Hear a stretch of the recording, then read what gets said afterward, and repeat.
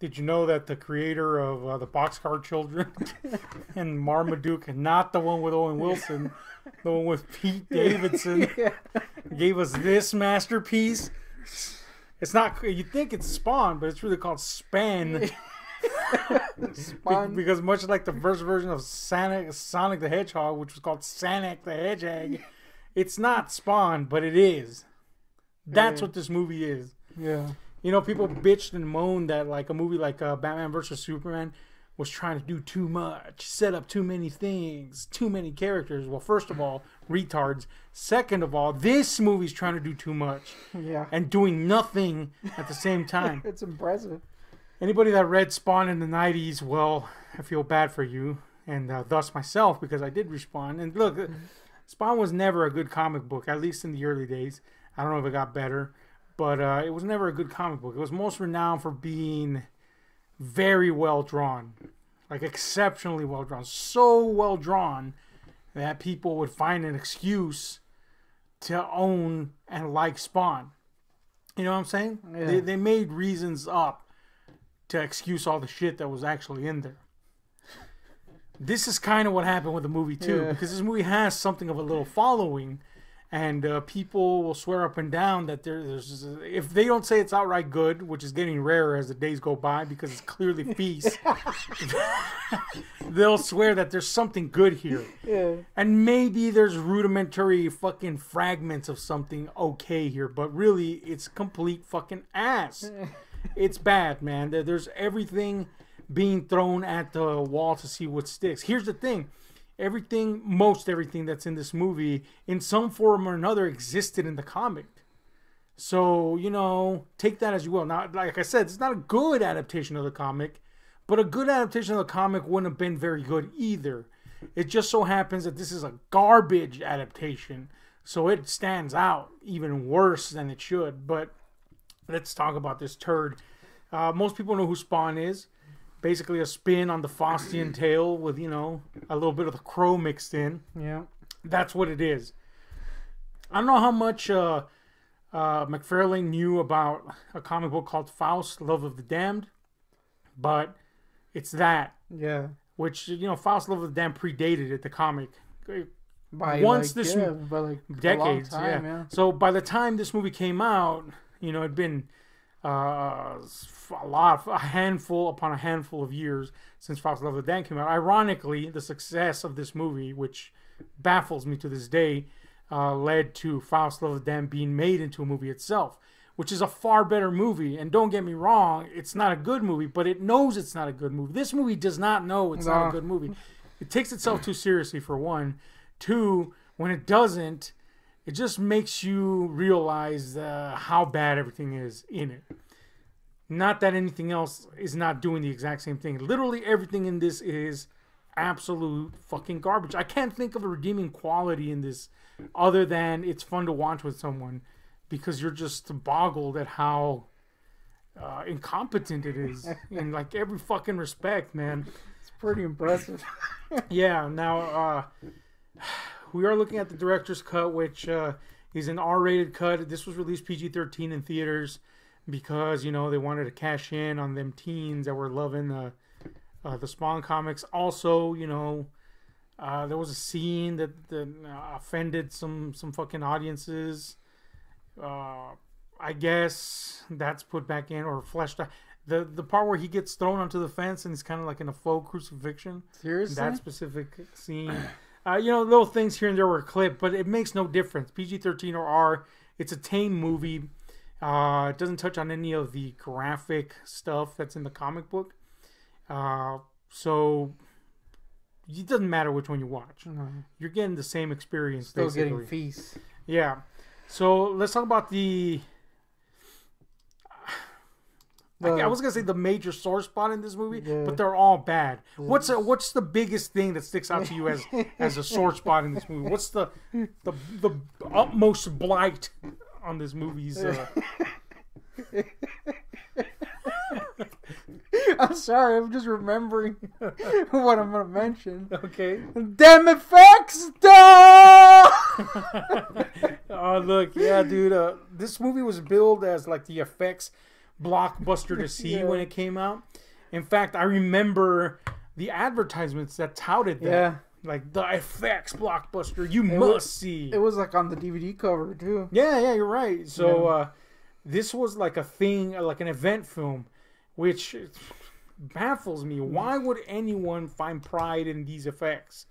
They're god-awful. Yeah. And, look, some big effects houses worked on this, like ILM worked on this, and it's pretty easy to tell what they worked on. Yeah. ILM was the premier, and I think remains the premier effects house when it comes to CGI. You can tell what part they worked on, namely the Violator especially stuff. in the 90s. Yeah, they were pretty... Yeah. So but yeah, like it's kind of shocking how like different how the jump in quality of the effects is when the Violator, you know, is rampaging around, and he looks okay. Yeah. Not great, mind you, but okay. Correct. And also some physical effects, you know, bigwigs worked on this, most notably Canby Effects, which, you know, done some of those legendary horror effects and mainstream effects out there, including Dirk Diggler's Dong, for anyone that's interested in that. But anyway, the point is, Canby has a good reputation for a good reason, and there's some really good animatronic and physical effects to be had here, but they're lost in a murk of nonsense effects. Yeah. It's like they decided everything's got to be an effect now. Everything's digital for some reason, and there's like confusing uses of it. Like people will be standing and suddenly they're glowing, or like eyes will start smoking for no reason, and they'll do these perplexing close-ups on effects that don't work. Yeah, up close. Like, from a distance, you're like, all right, that looks fine. And then they just close up on it, and you're like, that's atrocious. Yeah. You know, the pasted on faces, pasted on effects, gunshot wounds that are moving around because they're just kind of laid over whatever the hell's there. Just non-stop barrage of effects, man. And granted, some of them visually harken back to the style of the comic. But if you can't nail it on the head, then don't try it. Yeah, because it's not gonna look good, and it doesn't. It definitely wasn't there. Like there was a part where he gets shot, you know, and he's got holes in him, and he's like running away, and it looks decent from far, but then they do, like you said, they do this close up on it, and it lasts like more than 3 seconds, and then it heals, and you're like, dude, why? Yeah, it's just like pointless shots of just effects. There's a part where the character of the Violator hands a girl a doll, and it doesn't need to do this, but the doll spins its head and then vomits out ectoplasm, and you're like, why? Why didn't nobody notice that? Was that just like an afterthought? Did they just say, we got put effects on that too? Fuck it. Yeah. You know, it just, everything feels like they're working for the effects rather than for the movie. And this is all tied up with who directed this. This cat, Mark... Dipe. Mark A.Z. DePay or some shit like that. But we're going to call him Dipe, as in diaper, because, damn, this dude was holding a load. Shit, man. He wasn't holding it, dude. He was smearing it on the lens. This guy was...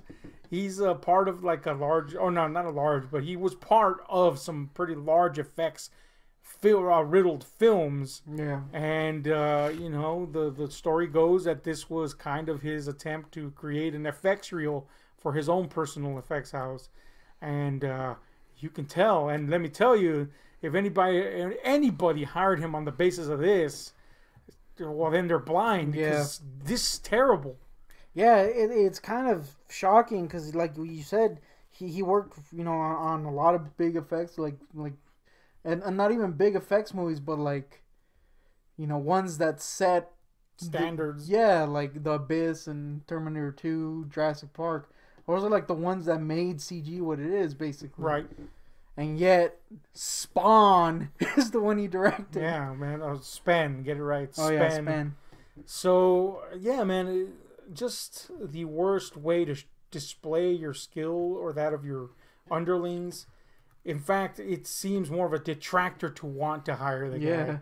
it's atrocious. However, Span was a pretty big hit as far as that goes, and I can only imagine it was edgy teenagers that went to go see this. Now, I saw this movie at the time. I was a target audience, and I saw it, and it's one of those movies that every now and then calls to you, because like something in your mind tells you, I want this to be cool. Yeah. So you revisit it, and every time it kicks you in the fucking balls. It's not good. It's not cool. It sucks. But let's say the effects were good. Would the movie be good? Answer, fuck no. No. There's an astonishing array of bad acting going on. Dude, it is. I don't think anyone is good in it. I think the only okay, it's pretty sad when John Leguizamo is the best actor in this, and that's just because he's hamming it up hardcore. And don't get me wrong, we love his Legs here. Yeah, we're Legs fans. Yeah, Johnny We've Legs. bought his books. You know you're a fan of John Leguizamo when you buy a John Leguizamo book. Yeah, because who does that? They're quite good though. Oh yeah, very good books. I recommend them highly. But the point is, he's the best thing. If there's a saving fucking feature in this flick, it's Johnny Legs hamming it up, like you say, as the violator or the clown, if you will. And he put his all into it, and even then, sometimes, and granted, the clown's supposed to be this vile and grating creature, sometimes it's just annoying. Like, I don't want to watch that. Just get out of here, man. You suck. It mainly comes to, like, some really dumb gags and horrible writing. We'll get on the writing right now. So, he's the saving grace of this fucking movie. If you're going to see this movie for a reason, he's probably it. Although you may, like us, fool yourself into thinking, nah, there was something good in there, and revisit it again, and then realize that there's nothing good in it. But yeah, he is the only saving grace, and it's not enough to warrant to watch it. Let's be honest here, right?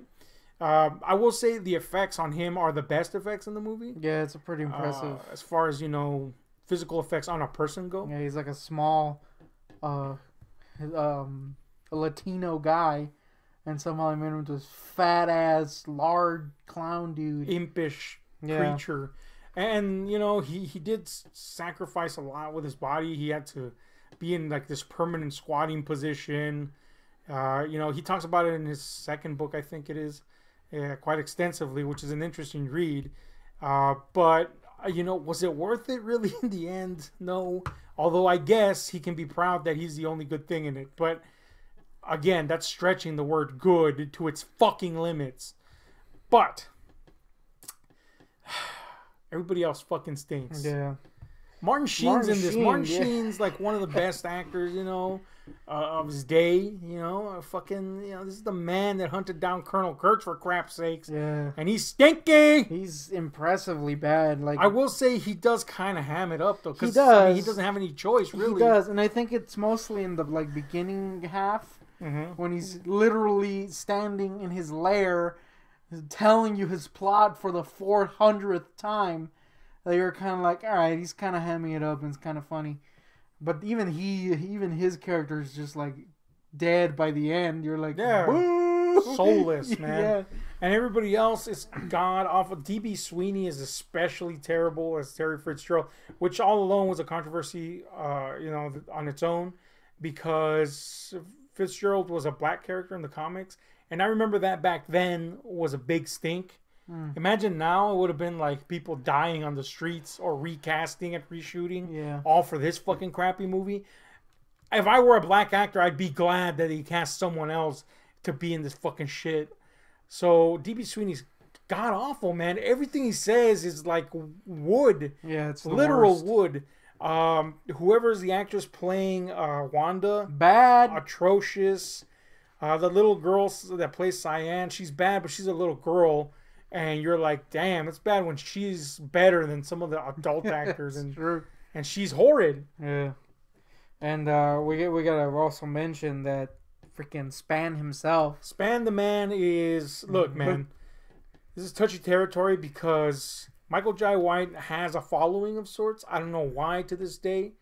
I don't know why. Other than Black Dynamite, I don't understand why people like Michael Jai White. Hating. I just don't. Yeah, I'm hating. Straight up. Damn. Straight up, I do not like Michael Jai White as an actor. Is he a good martial artist for the screen? Absolutely. Was he fucking great in Black Dynamite? Yes. That's the only good thing, in my opinion, he's ever done when it comes to acting. Damn. And Black Dynamite is supposed to be shitty. Yeah. So it worked, you know? But he's just such an atrocious actor. And just, if you really don't believe me, just, you have to, and you argued against this when we talked about this last week. I didn't argue against. You were like, oh, you were dying on a hill for Michael Jai. I was like, he's not awful. Yeah, but now you're singing the tune different. Well, look, in Span, he's atrocious. And everything is bad. Look, if you ever want to see how bad he is in comparison, just watch The Dark Knight. The scene with all the mob bosses. You know, he's the black guy that can't act. You know? And it sticks out because everybody else at that table can act. Especially Heath Ledger. He's bad. And in this movie, he's uber bad. He can't deliver a line to save his life. And there's lines in here that are so fucking... how do I say it? They're just like such industry cliche standards that you, the audience, know how they should be delivered. And he still doesn't deliver them that way. Like, he doesn't make pauses when he's supposed to. Yeah. There's one part where he goes, damn. Except he doesn't go, damn. He goes, damn. It's bad. You're like, dude, you guys deliver it like freaking Mac in Sunny. It's mind-boggling how awful he is. I can't think of any reason why they would have cast him other than he was the cheapest guy to cast. Yeah. Maybe they were impressed by martial arts skills, but they didn't use any of them, so what the fuck's the point? Not really. He throws like, what, 2 kicks? Yeah, maybe. Also, on top of that, I gotta point out that the span effects should be the best ones in the movie. Yeah. And they're arguably some of the worst. Yeah. Both physical and CGI. Now, his CGI, like in the comics, the cape is a big thing. As is the suit, you know, which, by the way, is just a rip on the symbiote. But I guess we can forgive Todd McFarlane that because I helped create that, you know, Venom. So, whatever. But the point is, that's kind of like a big part of the whole Spawn shtick. So it only should feel natural that Spawn in the movie should do all that stuff. Of course, limitations didn't allow that to happen. But God forbid they should stop themselves because of limitations. No, instead we get the cape every now and then, which disappears from scene to scene, by the way. And when we get it, it's just pixels. Yeah. Shiny red pixels. It's like some of the worst cloth physics I've seen in my life. Like none of the shading looks natural. Like there's crevices that you can see, but they're not shaded in, so everything's just the same color, and they're going like this, and it looks like ass head. For some reason, it's like a satiny sheen to it. Yeah.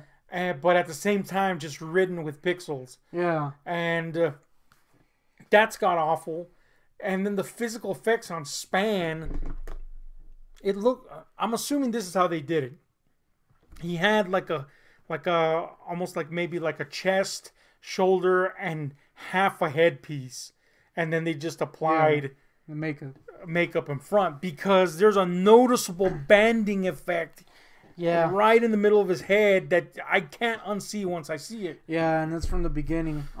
Forward. And it's kind of like you said, confusing that they picked him because at least at this time and in this movie, because of the effect, his body looks tiny. Mm-hmm. So like, yeah, he's got like this sculpted musculature and shit, but his body's small. Like he's not buff enough to make it look good, and his head, because of the effect, is immense. So, like, he's got, like, this tiny, thin body and a humongous head. And when he has, like, the full mask on, which isn't, like, the burn effect, it looks even bigger. You're like, damn, homie, at least pick someone that has a big body. And look... Or, like, buff it up or something. I think maybe that's actually the problem. Because we all know Jai White has a pretty impressive physique. Yeah. I think it's really the fact that they built on that physique instead of built down on that physique. So as a result, things like his hands and feet look small, Yeah. which gives the impression of a small body. And the fact that he has a head and shoulder piece makes that look big, which gives the impression of a small body. And it also, like, the headpiece ends, like, right here in the collar area, which, again, just makes it look like a big, huge headpiece. Yeah. You know, it's kind of like the Killer Croc effect in Suicide Squad. Yeah, like, yeah. Damn, head. So, yeah, I don't think it was much the suit. I think it's the way the suit applied onto his body, combined with all those other factors that made it made him look, like you say, small or disproportionate. Not good in the end. Yeah. It's just not cool. And look, we were one of the few people, well, I shouldn't say few people, I'm sorry. We were one of the many people that were like, dude, why the fuck are we seeing Judge Dredd's face in the movie Judge Dredd? Because as comic fans, we're like, dude, he's got to have his helmet on, like always. That's kind of like part of the deal, right? Yeah. Thankfully, that was corrected with Carl Urban in that version of Dredd. This is one of those times where, like, dude, there's a time when Spawn should be wearing his fucking full-on gear, and there's a time when he's not.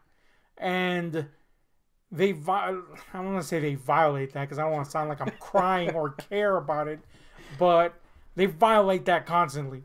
Like, there's moments where you're like, dude, put the helmet on. Put the fucking, the headpiece on, We don't need to see your face this much. In the alleyway, cool. That's how. But here, like, come on, man.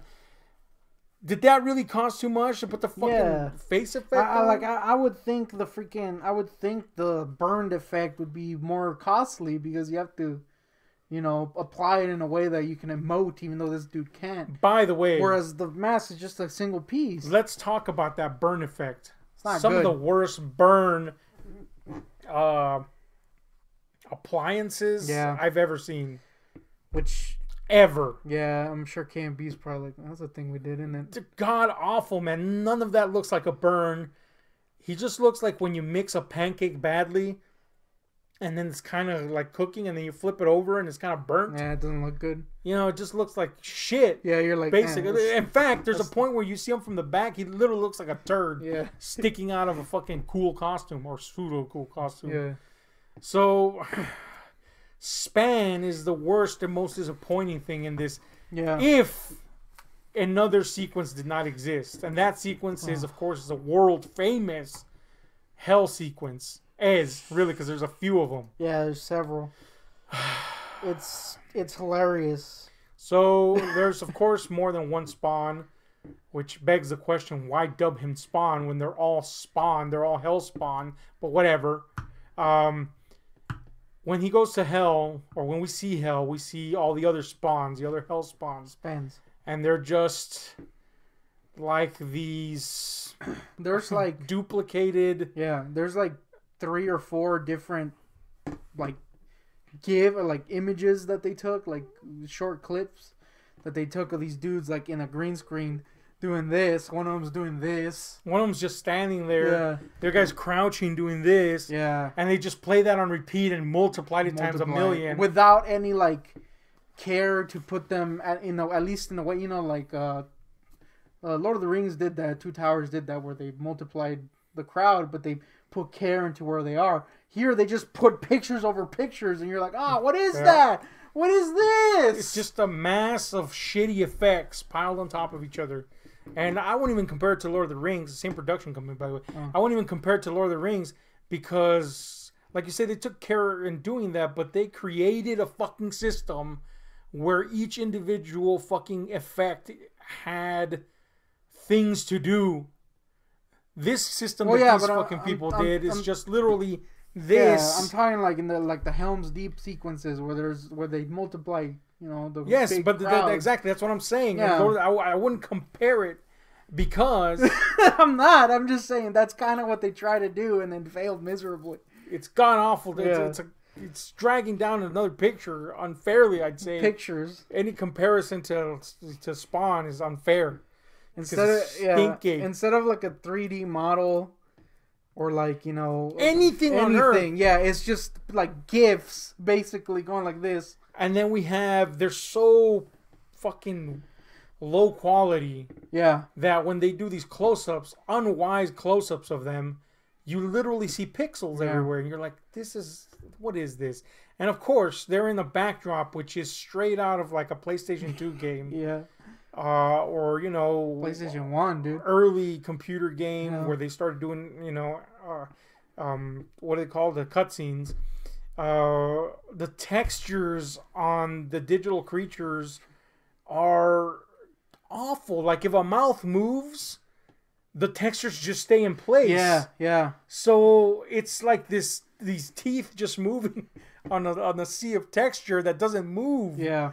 And of course, the elephant in the room, or I guess in hell, is Malbolgia, the you know, kind of pseudo devil-like character in this movie. This is easily the worst effect. It's the worst effect, I think, maybe in the movie. Period. Of the 90's. Yes. I don't even have words to explain this thing. It sucks. Yeah. That's it. I mean, that's all you can say. There's no defending this. The hair, the freaking face. And he has close-ups of, like, his eyes. And the textures are so blurry and muddy that you're like, why would you like you said, why would you do a close-up of that? If there is a world where somebody defends that effect, then we need to die as a race.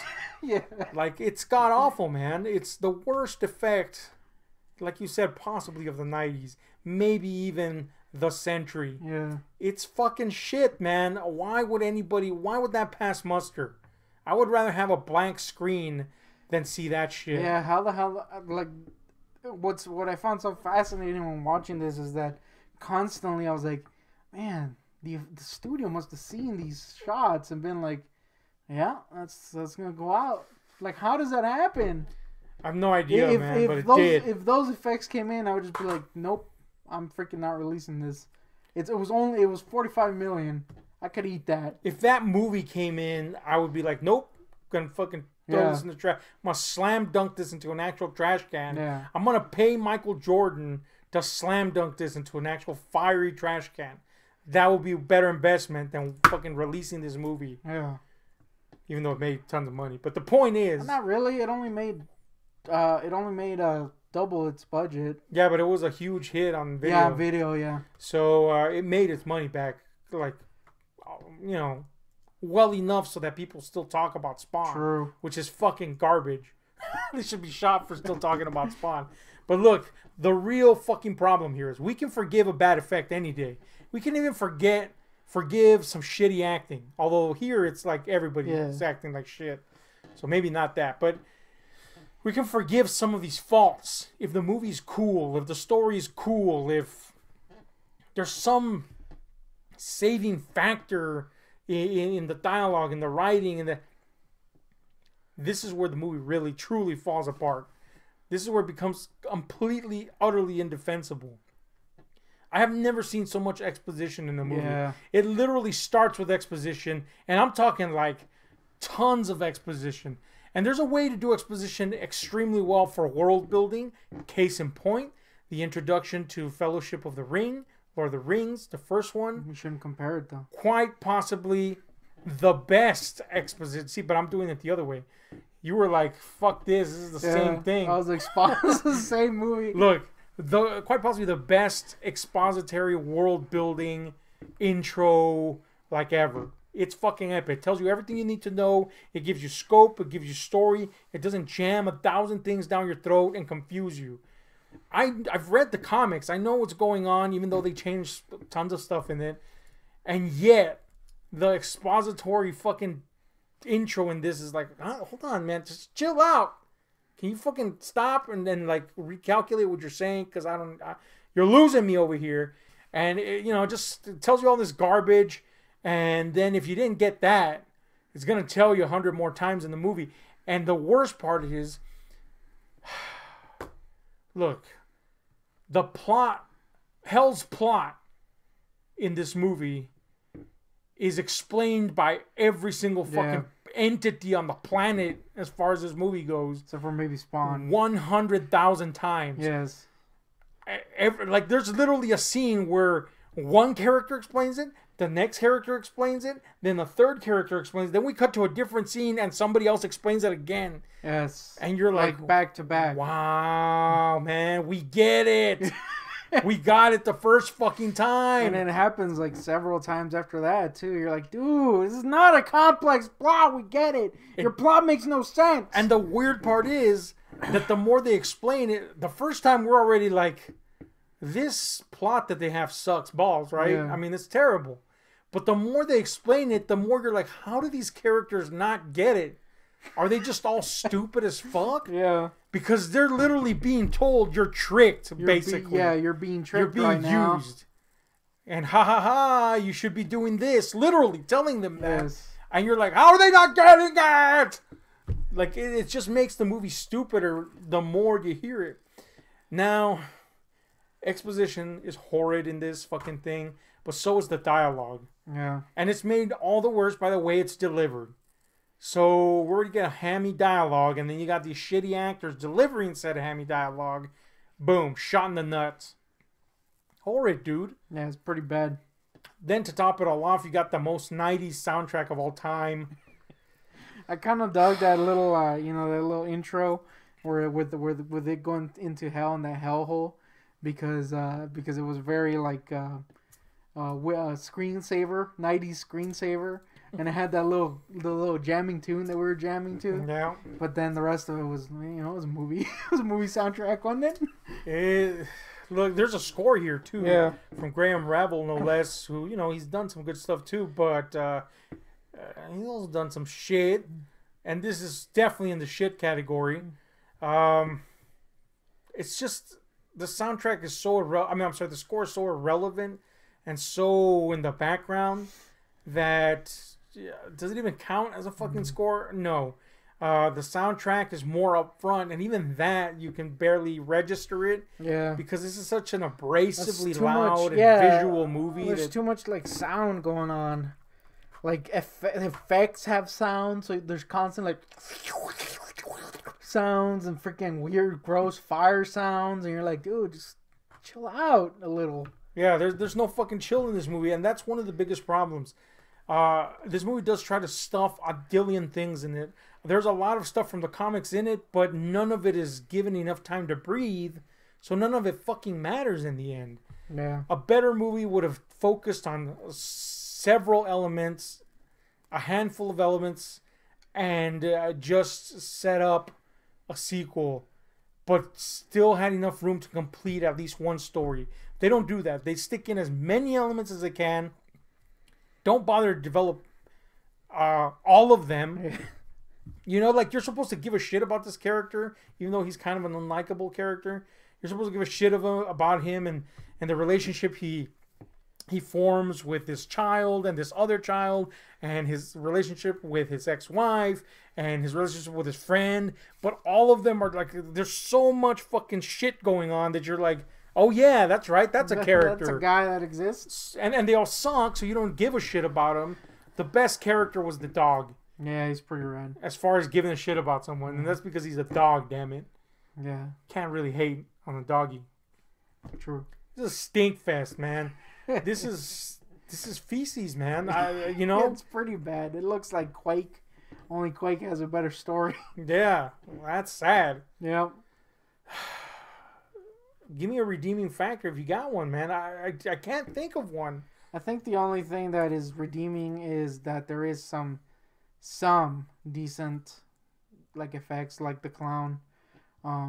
Yeah, but is it worth watching? No. I think so. It can't redeem it if it's not. No. It doesn't make it worth even watching. I just want to say the clown effect is cool, and like you said, the Violator puppet looks cool.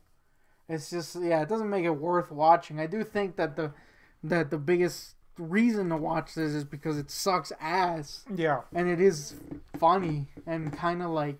Yeah, there's times where we're literally laughing our asses off out of sheer incredulity. Yeah, it's funny in a different way. It's not like The Room where it sucks so bad that you're like, wow.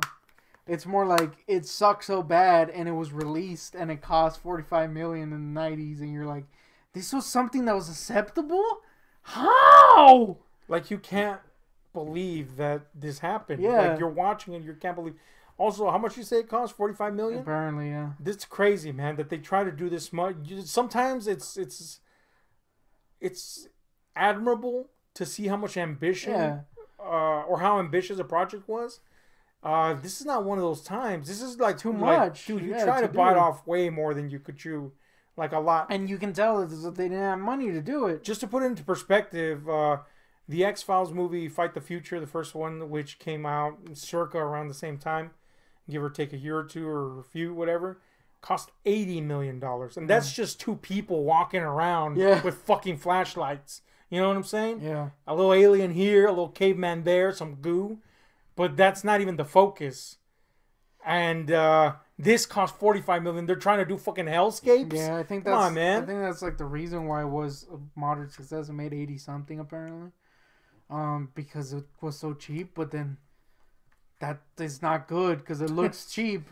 There is a sequence that could have been cool, like if it looked good. You know, when he goes into hell and there's all the spawns are attacking him, but it just looks like crap. Yeah, and you're like, man, why? So if you want to watch a movie that's this movie only less bad, edgy, then watch The Crow. Yeah. If you want to watch a movie with all the edginess but with a tongue-in-cheek approach, then watch Faust: Love of the Damned. If you want a Spawn movie, then don't watch this. Just wait, better yet, watch the HBO cartoon series, which is fucking excellent. That's it. Because Span here is stinky. And look, a bigger thing is like the cover. Look, like he looks cool in the cover. The suit looks cool. The helmet looks cool. He's got an actual cape. I don't think at any time in the movie there was an actual physical cape. It was always CG, and it looked like freaking fecal matter.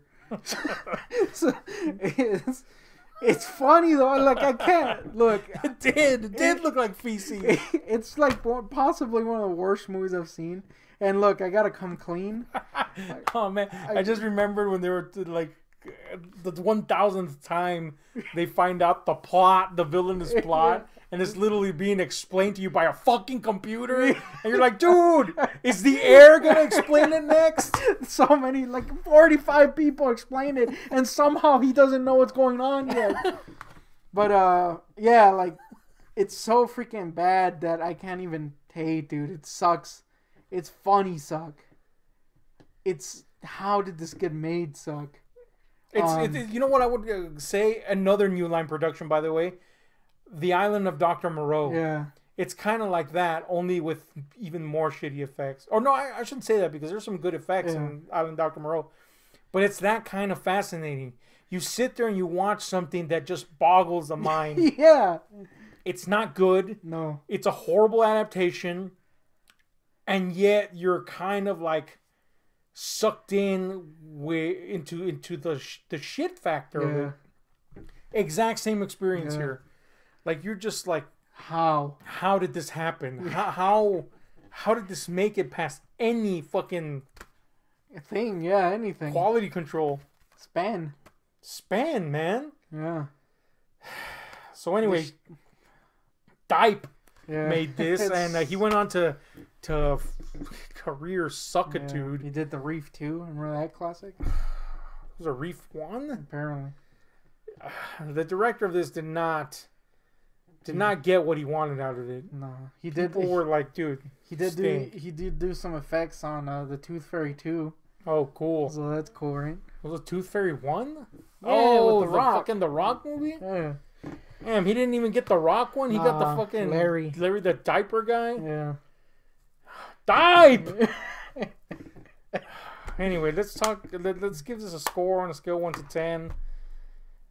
Relative to movies of its ilk. Yeah. I mean, if I'm being real here, it's a freaking 0. It's bad. I'll give it a 1 because 0 is like there is no reason to watch it. 1 is like at least it's funny. But yeah, like if you want a bad movie that you might be entertained by, you might be just really annoyed by it though. Is the thing. Mm-hmm. Or if you're Tony, you know who you are, you sack. Oh yeah, then you'll love it. Apparently, that's what I was gonna say. I do have to come clean a little. and which is rare for me because I'm never clean. Literally stink like rutabagas. Dude, it's bad. When you showed me this when I was a kid, I was super into it, dude. And I didn't express it, but I was like, hell yeah. And then I remember the hell scenes were like, hell yeah for me. Damn. I was like, what, maybe 5? Maybe. I hope so. I hope you were a fetus. It was on tape. You still had the tape. Yeah. I mean, really, I should be the one that's ashamed because I had the tape and the DVD. But now watching it as a person with more than a pea for a brain, I'm up to green bean. This is still got a P for a penis. It's hilariously bad. 1.5. I'm gonna give it. I'm loath to give it a 0 because it takes a special kind of movie. It takes a like a movie that inspires suicide. Yeah, Rawhead gets Rex. A 0. Yeah. So this doesn't inspire that. It more inspires awe, at its utter fucking failure to be anything at all. Yeah. So that kind of deserves at least 1 point. And like you, I'm gonna give a 0.5 because Leguizamo is. I would give him a full point, but again, sometimes he's very annoying. And not in the good way. So 1.5 as well. Yeah. This is stink fest, though. Yeah. Stink fest.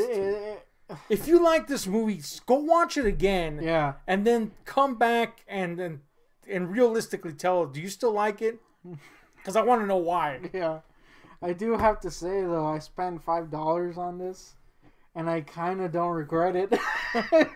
It's so bad. So this is going to get remade. Well, I shouldn't say remade. Those comics are going to be readapted. And I think, even though I'm not a fan of McFarlane himself doing it, because he's kind of, the comics weren't good either. So, and he had a big hand in that first, run. So, I think he did learn that, you can't go this route. Although he didn't write this script. So, I mean, there's that. But, he's going for something more subdued, which I'm all for, because that would be a good way to do it. I know people are going to bitch and moan, because already bitching and moaning. Oh, we want this.